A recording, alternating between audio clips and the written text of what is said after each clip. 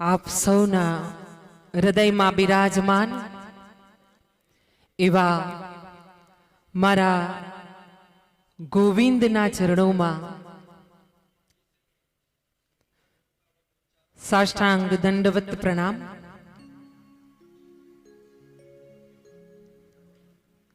અને અહીંયા સાક્ષાત બિરાજમાન એવા મારા ભાગવતજી ભગવાન કૃષ્ણના દેહ સ્વરૂપ, શબ્દ દેહ સ્વરૂપ એવા મારા દ્વારિકાધીશના ચરણોમાં મારા કોટી કોટી વંદન, મારું તન મન ધન અર્પણ કરીને આ જે બધું છે એ બધું તારું છે. આ જે થઈ રહ્યું છે તું કરાવી રહ્યો છે અને હવે પછી જે થશે એ તારા દ્વારા જ થશે પ્રભુ. એવી ભાવના દ્વારા આપણા સૌનું કલ્યાણ થાય એવી એક અરજી સાથે આજની ત્રીજા દિવસની કથામાં આપણે પ્રવેશ કરી રહ્યા છીએ. જેમ કોઈ વૃંદાવનમાં જાય પહેલી વાર અને જઈને બાકે બિહારીની સામે જઈને ઉભા રહે અને બાકે બિહારીના મોટા મોટા નેત્રો જોવે, નયનો જોવે અને એને જોઈને ગાંડો થઈ જાય ને વિરહના આંસુ, એના આનંદના આંસુ એના નયનોમાંથી વરસવા લાગે અને ત્યારે એને કશું ના વિચાર આવે અને સીધો એ જેમ લાકડી પડે ને, ઊભી લાકડી આપણે પકડી રાખી હોય અને એ લાકડી સીધી જેમ પડી જાય ને છોડતા, એમ જેમ બાકે બિહારીના ચરણોમાં સાષ્ટાંગ પડી જાય ને એવી જ રીતે આપણે, તમે ને હું બધા જ આજે ભાગવતજીના ચરણોમાં જઈને પડીએ. એમના કોમળ ચરણારવિંદને પકડીને કહીએ કે પ્રભુ તારે તો તું તારે, મારી નાવને પાર લગાવે તો તું પાર લગાવે. કરી લે તું ભજન, તારો સફળ અવતાર થઈ જશે. કરી લે તું ભજન, તારો સફળ અવતાર થઈ જશે. ભલે ને થાય ઝકોલા નાવ પણ સામે પાર તો થઈ જ જશે. હા, આવે ડગમગ થાય, ગભરાવાનું નહીં, પકડી રાખવાનો.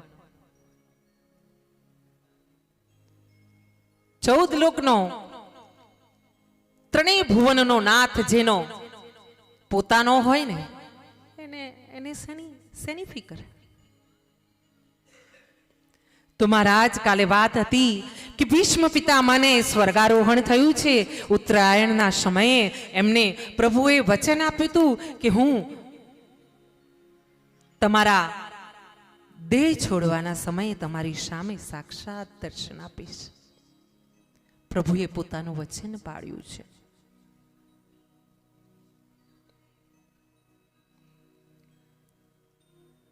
પ્રભુ બધાને લઈને યુધિષ્ઠિરજી દ્વારા પિતામહ એવા દાદાજીનો અગ્નિ સંસ્કાર કરાવ્યો છે. અને પછી બધી જ ક્રિયાઓ પૂરી કરીને પ્રભુએ વિચાર કર્યો છે કે હવે ઘણા દિવસ થયા, દ્વારિકા નગરી મારા સ્વજનો મારી રાહ જોતા હશે. પ્રભુએ પોતાનો રથ તૈયાર કર્યો છે અને રથ ઉપર પ્રભુ બેઠા છે અને દ્વારિકા તરફ ગમન કર્યું છે. દ્વારિકામાં નીકળતી વખતે જ્યારે હસ્તિનાપુરથી પ્રભુ નીકળ્યા છે ત્યારે અસંખ્ય અસંખ્ય લોકો એમને વિદાય કરવા માટે આવીને ઊભા છે. બધાને એક જ વિરહ થઈ રહ્યો છે કે જાણે એમના હૃદયમાંથી કોઈ એક કટકો કરીને કોઈ દૂર ફેંકી રહ્યું છે.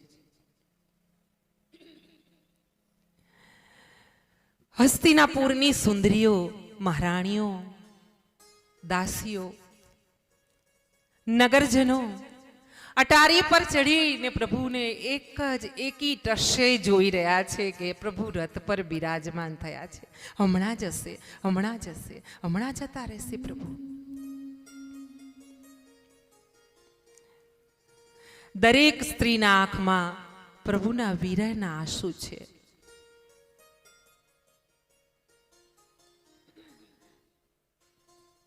મહારાણીઓએ અને મહેલની નારીઓએ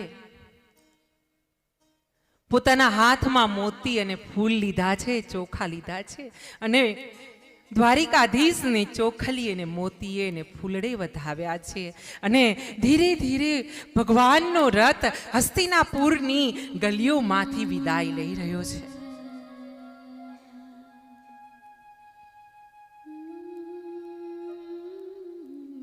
યુધિષ્ઠિર, ભીમ, અર્જુન, સહદેવ, નકુલ,